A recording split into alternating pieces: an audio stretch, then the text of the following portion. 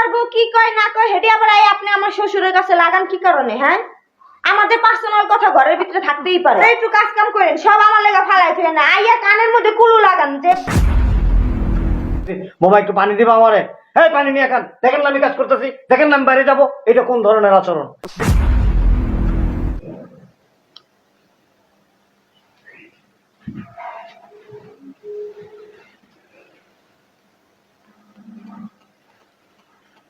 কিসে? কি কম কি হয়েছে? সমস্যা কি? মন দরকে কি কমো আমি? কি কমো আমি? কই আবাস?